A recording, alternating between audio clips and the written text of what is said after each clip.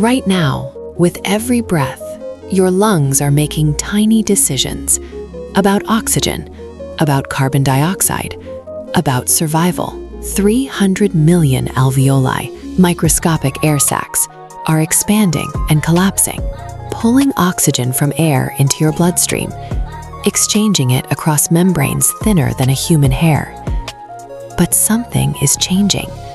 Your lung capacity is declining. Your oxygen exchange is becoming less efficient. Not suddenly, not obviously, just slightly reduced from last year. And your lungs are noticing. Before you feel short of breath, before you struggle with stairs, before any test shows a problem, your lungs have already started compensating, breathing faster, working harder to maintain normal oxygen levels. This is the silent signal. For years, your lungs operate in adaptation mode. The process begins in the smallest airways you can't feel.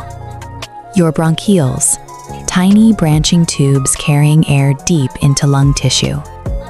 In healthy lungs, these airways stay open, elastic, flexible. But chronic irritation is developing.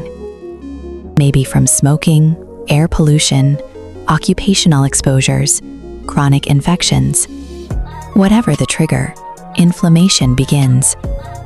Your airway walls thicken, mucus production increases. The smooth muscle around bronchioles becomes reactive, prone to constriction. And in your alveoli, those 300 million air sacs, structural damage is accumulating. The elastic fibers that allow alveoli to stretch and recoil are breaking down. Elastin degradation.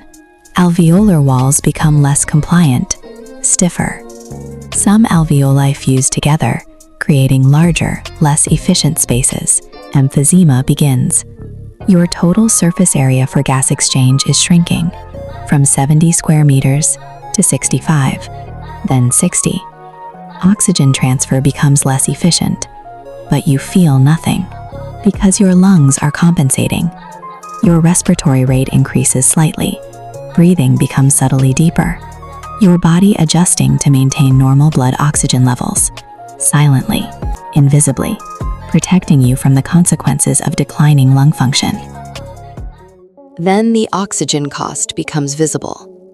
Your lungs need perfect conditions for gas exchange.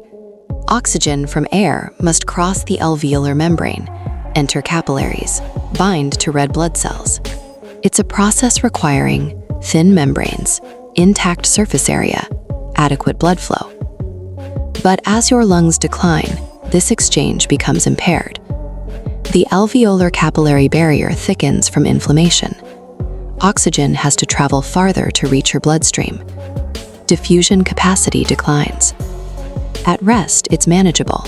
Oxygen saturation stays around 95–98%. But during exertion, walking uphill, carrying groceries, climbing stairs, oxygen demand spikes. Your muscles need more oxygen. Your heart is pumping faster. But your lungs can't keep up. The damaged alveoli can't extract enough oxygen from each breath. Your blood oxygen saturation drops 94%, 92%, 90%. You feel it as breathlessness. Not quite gasping, not panic, just the need to slow down, to catch your breath, to rest. You rationalize it. Getting older, out of shape, need more cardio. But it's your lungs signaling. Gas exchange is failing. Your exercise tolerance declines. Activities that were easy now leave you winded. Recovery takes longer. Your body is experiencing the early effects of respiratory insufficiency. Still compensating, still functional, but the margin is shrinking. Deep in your respiratory system, remarkable adaptations are happening. Your breathing pattern changes. Respiratory rate increases from 12 breaths per minute to 15, then 18. Each breath becomes slightly deeper, trying to move more air through damaged lungs. Your diaphragm, the main breathing muscle, works harder, contracting more forcefully, recruiting accessory muscles. neck muscles, shoulder muscles, intercostals. Muscles that shouldn't be needed for quiet breathing are now engaged constantly. Your cardiovascular system adjusts. Heart rate increases to circulate oxygen-poor blood faster. Blood vessels in functioning lung regions dilate, shunting blood away from damaged areas toward healthier tissue, trying to maximize oxygen uptake from the working alveoli that remain. And your body increases red blood cell production, more hemoglobin to carry whatever oxygen your lungs can provide. Your blood becomes slightly thicker, more oxygen carrying capacity. All of this is your body fighting to maintain normal oxygen delivery, still compensating, still protecting you, but silently losing ground.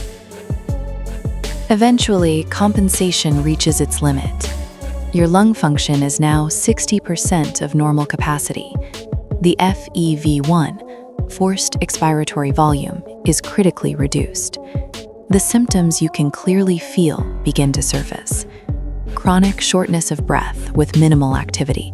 Dyspnea. Walking across a room leaves you breathless. Climbing a single flight of stairs feels impossible. Chronic cough that won't resolve. Your lungs trying to clear excess mucus from inflamed airways, producing sputum, sometimes clear, sometimes discolored from infection. Wheezing, a whistling sound when you breathe. Narrowed, constricted airways creating audible turbulence. Chest tightness, the sensation of not being able to fully expand your lungs. Barrel chest developing as lungs become hyperinflated. Air trapped in damaged alveoli that can't deflate properly. Your chest permanently expanded, diaphragm flattened. Fatigue that never resolves. Every cell in your body receiving slightly less oxygen than it needs.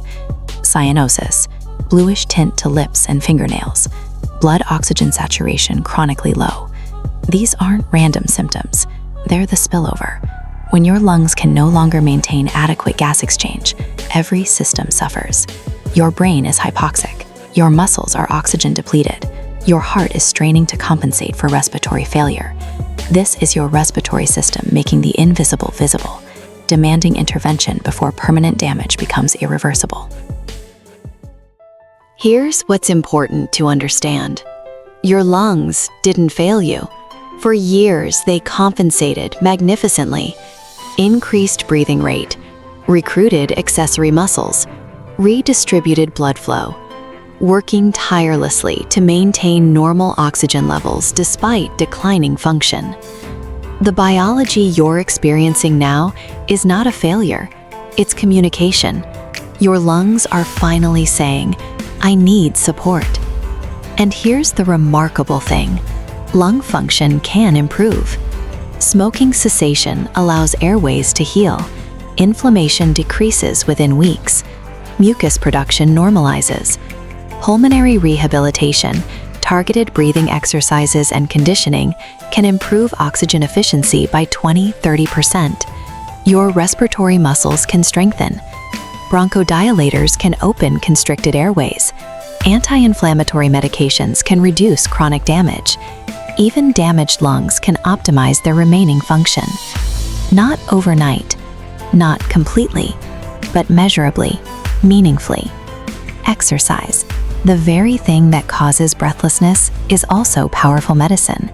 It forces your lungs and cardiovascular system to adapt, strengthens respiratory muscles, improves oxygen extraction efficiency. Your lungs remember what efficient breathing feels like. They just need the conditions to return to it. The silent signal was never a threat. It was an invitation to stop smoking, to move, to breathe cleaner air, to strengthen. Your lungs have been working so hard for so long. Now you know what they've been trying to say.